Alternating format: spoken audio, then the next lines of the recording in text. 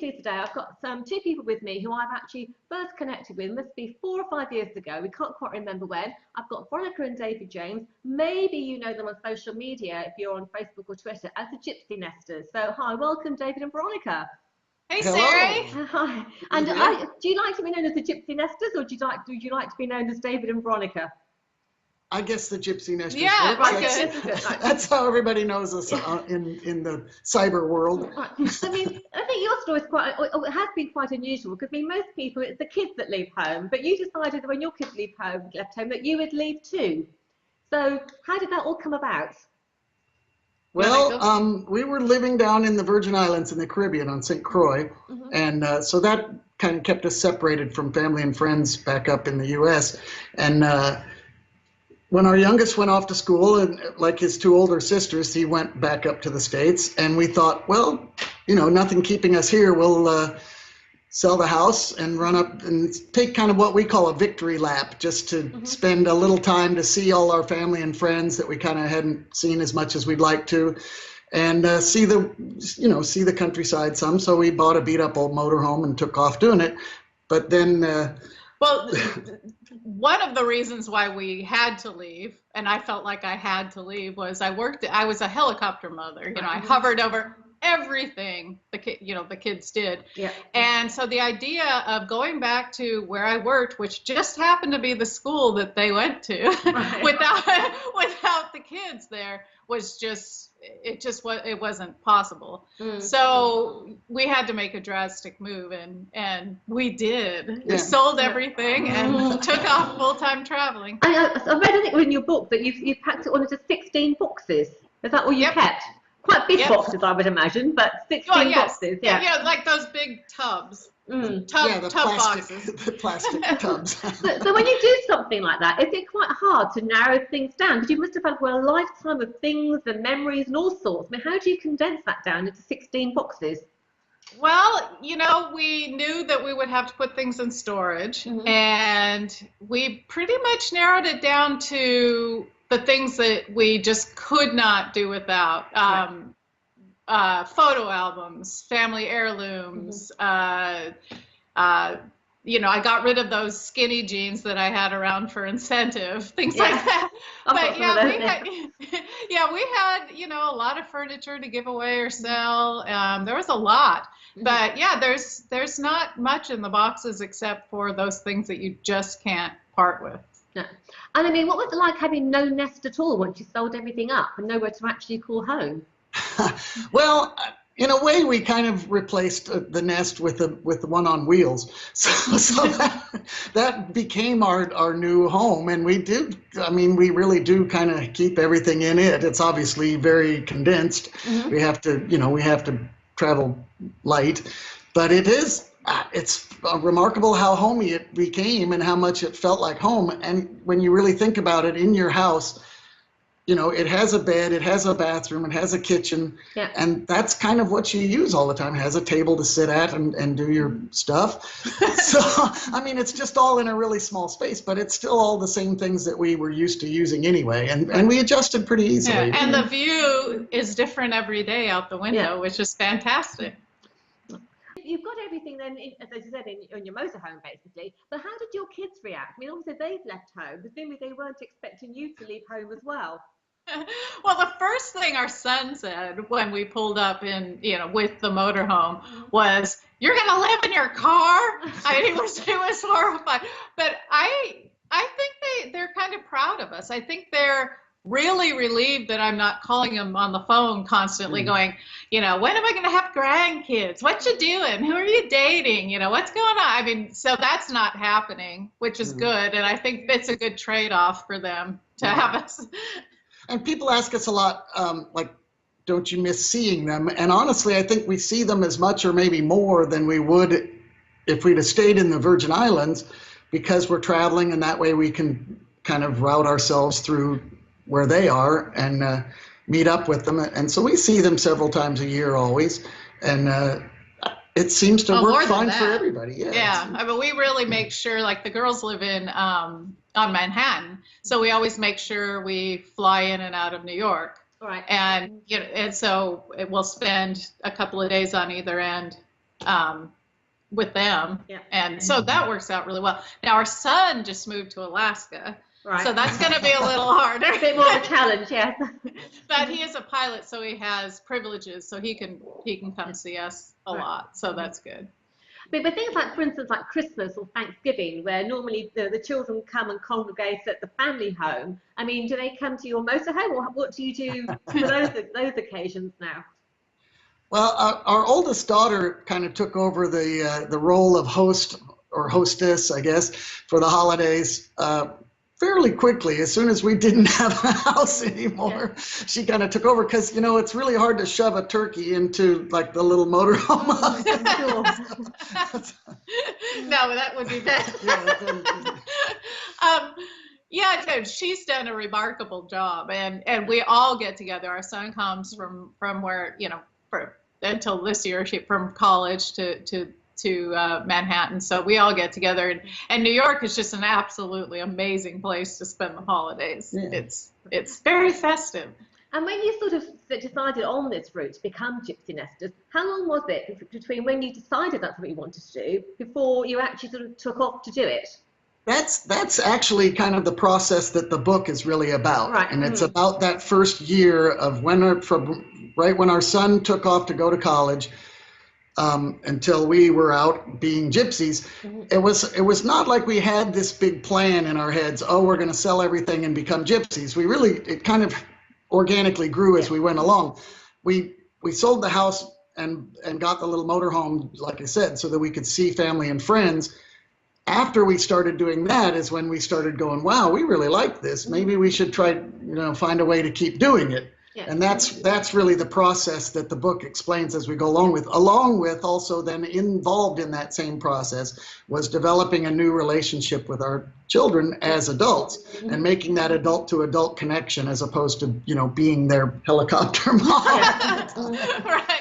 Well, I mean, it really one of the things that just jolted us out of our comfort zone was we decided we were just sitting around one morning and David said, well, I'm going to Google empty nest and see what our options are, see what other people are doing. And the first thing that came up, I mean, it's like, bam, this ad for an Alzheimer's patch.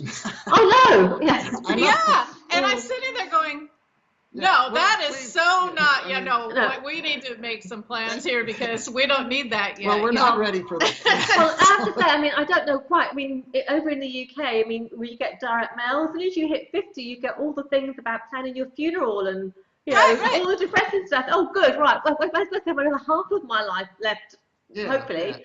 Yeah. Or a good third anyway, and that's a long time to be sting around doing nothing. Yeah. It's not the same as the generations before where, you retire and then I don't know what you guys call it there, but you get your Social Security checks and then a year later you're dead. That doesn't happen anymore. And you've got a good 30, 40 years to spend, and our idea is we're the kick in the butt that's going to get you going to start something new. Well, and when did you start? How long ago was it that you started your gypsy nesting? It was 6 years ago that our son went off to school and we took off, and then over the course of a year or so is when we finally decided we're going to do it all the time. We're going to do it full time. Yeah, so we've been on the road. Wow, I'm bad at math. 6.5 years straight now. 6 years, yeah. And do you miss not having a home per se, or was this? Not really. I mean, I was really in addition to being a helicopter mom, I was also a huge homebody, and I didn't think I was going to be able. I mean, I had my moments. There's a part in the book where I totally freaked out about being not in a home, but. Now it's I'm kind of more afraid to not be moving than I was to leave in the first place. At the start, though, what do you think? Was it more exciting or scary? Do you think? I think I'd have to throw that to Veronica. I traveled as part of my work all my life, so I was really used to being out on we called it out on the road as a musician. So for her, it was more of a huge change. For me, it was kind of like, why would you start doing this when you've done it all your life. But I love it. I love to travel, and I guess I can't speak for Veronica how I she. think, the hardest part of any decision, when you're at this point in your life, is to make the decision in the first place to do it. And then I'm just a really proactive person, so just going into that flurry of getting it all together probably kept me from freaking out. I did have one giant panic attack, but that's pretty good for me. Yeah, and that's over 6 years as well. So especially allowed to have one in 6 years.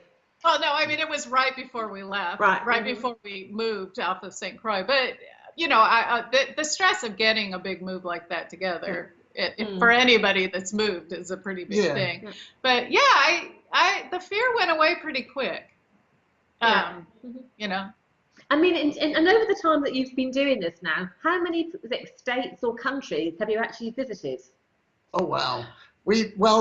As part of this, we started out staying in the U.S. and traveling around, and we ended up going down into Mexico and also Canada with the motorhome. But as time went on and we were traveling more and more, we've now been to 30 countries at least, I think. We've been to Australia, Asia, South America, Europe a bunch. And Africa this year, we're going to Africa this summer. So we have Antarctica left after that. But David's going, why would you go to Antarctica? And I'm two reasons. One, it's really cool and beautiful. And the other reason is because it's a business. I can say I've been to all 7 continents. Yeah. So yeah. But that was a later development, actually. The overseas travel came after we'd been doing this for a while, actually. Yeah.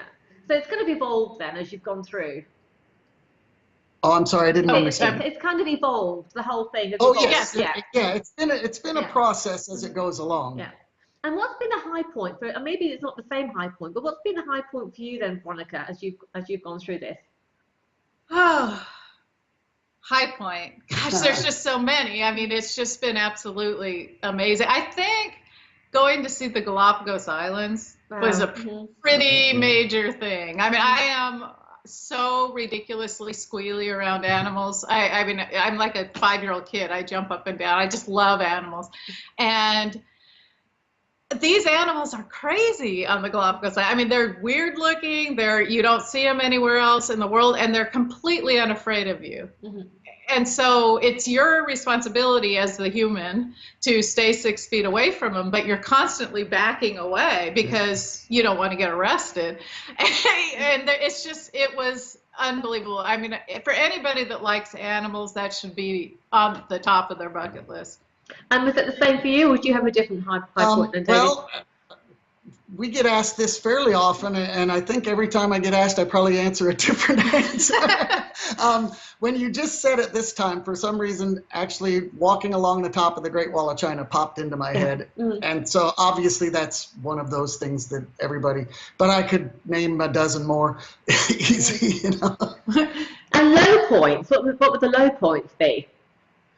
Wow. In Going Gypsy in the book, we talk about a time when we got into this major fight in one of the most beautiful places in the world over traveling styles. We had discussed the empty nest. We had discussed, how to parent adult kids. We thought we had discussed everything, and we were on the same page with everything, and we forgot to ask how we like to travel. Right. And we ended up getting so mad at each other because we weren't understanding, what the other one needed. Yeah.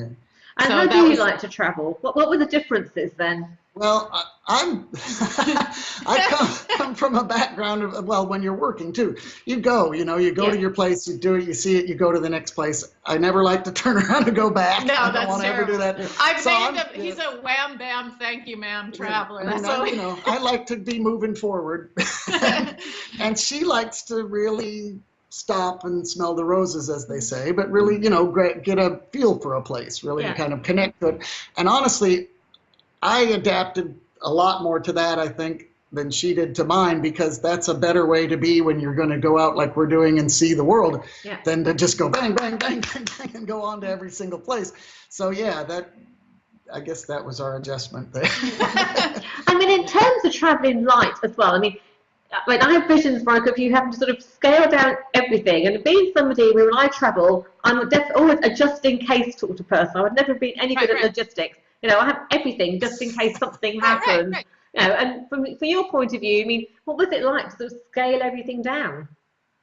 I'm actually 100% more organized when I don't have all that crap along with me. I mean, honestly, and I still have, you know, like when we go overseas, just what to take from the motorhome and pack. I still have those moments, so I know what you're talking about. You know, what if I need my high heels, or what if I need, you know, these high heels, or these ones are cute. I show, you know, but I honestly now, if I'm in a hotel room for more than a week, or if I, you know, or anywhere for more than a week, I get so scattered out. I get really unorganized, and so I really like not having all that stuff. Right. It's easy. I mean, I just go to my suitcase and go, what temperature is it outside? Okay, and I don't have to make any choices, so it's nice.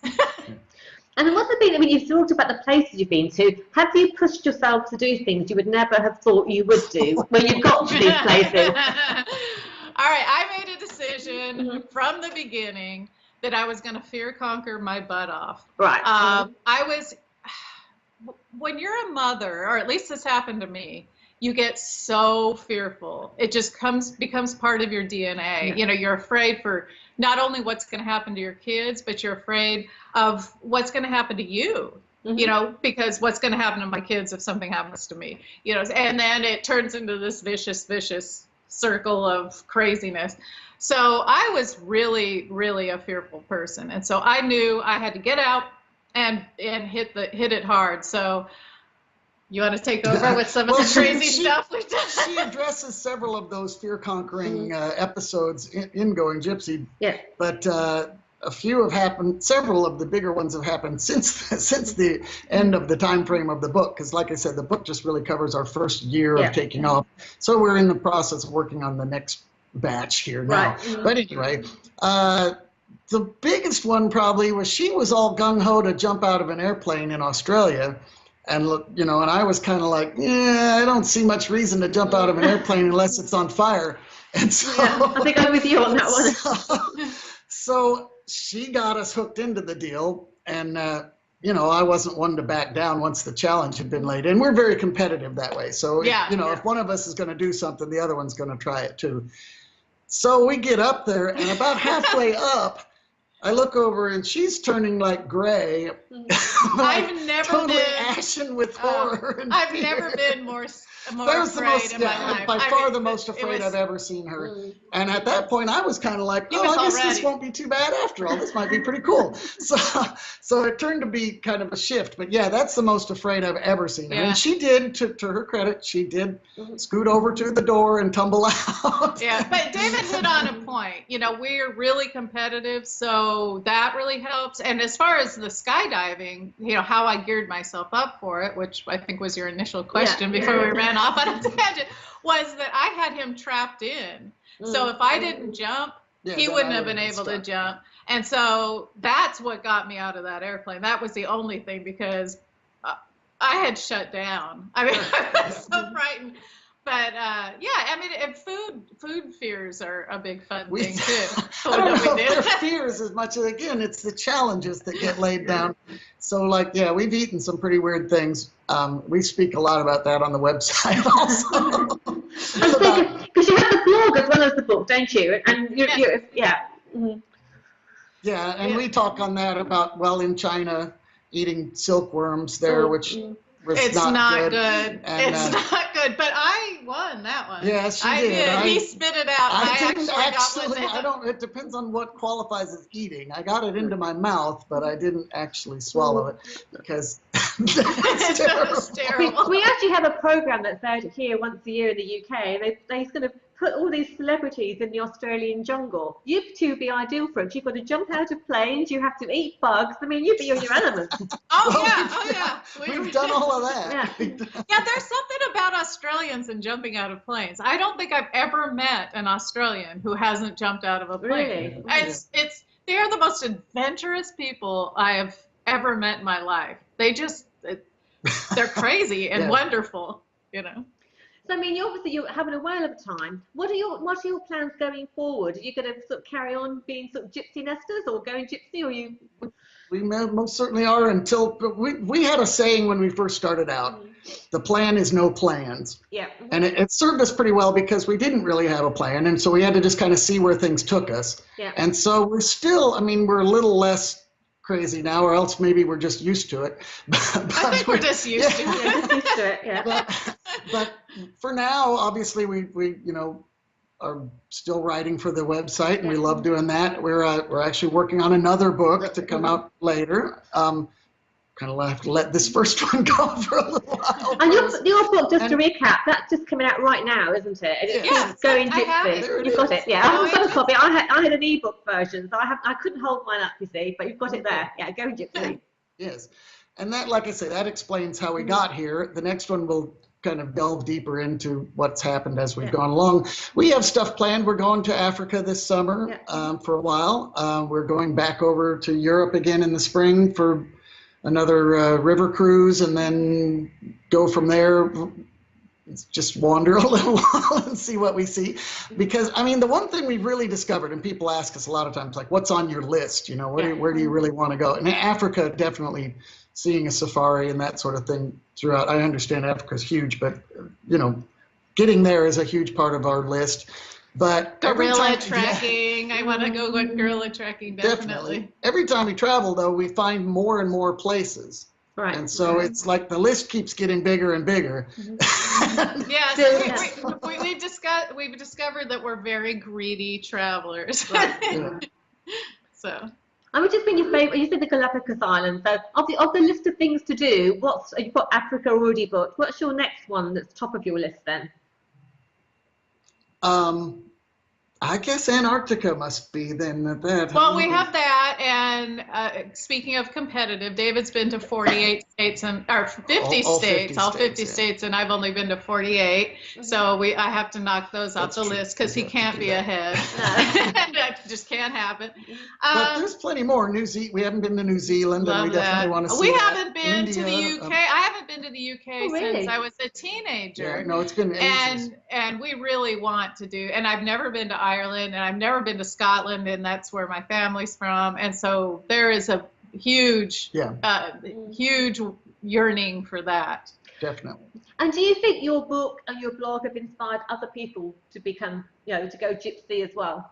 You know, I hope so. I mean, that's my favorite part of what's happened is when I get an email or a comment on our site or even a tweet of somebody saying, we went to Prague because you loved it so much and we could tell, or we've been inspired to write a book ourselves, or that's the whole thing. To be a gypsy nester, you don't have to be as crazy as we are at all. You know, you have to find that dream. Everybody has that dream that they wanted to do at some point in their life, whether it's write a book or volunteer in your community, which is always needed. There are so many wonderful things. Go back to college, get your degree. And that's what we're hoping to do is we're not a self-help website, just so people know there are plenty of wonderful self-help websites out there. If you've got empty nest syndrome, go find help. But we're a kick in the butt. Yeah, that's what we are, because that's what we needed. When we saw that Alzheimer patch, we were like, we don't want, we need a kick in the butt. Yeah. And so we became one. The inspiration was actually part of what got us going. When we first put up the website 5 years ago or so, as the first few comments started trickling in, several of them were people saying, wow, you're my inspiration, or I'm living vicariously through your travels and love what you're doing. And that really started to resonate with us. And we thought, okay, we can put this out there as an inspiration to people, not that they have to do exactly what we're doing. We don't expect everybody to, to sell their house and take off in a beat up old 1983 Motorhome, because that would be crazy. But By the way, that finally died. That Oh, it did, motorhome. because it's still live We have a and kicking in different this one book, now. isn't it? It's still there. Yes, it is. Oh yeah, Yeah. it outlasted that book by several years. But we have a different one now. No, we actually downsized more. We're in like a customized van type Yeah, a situation little now. camper van. So yeah, it's real tiny.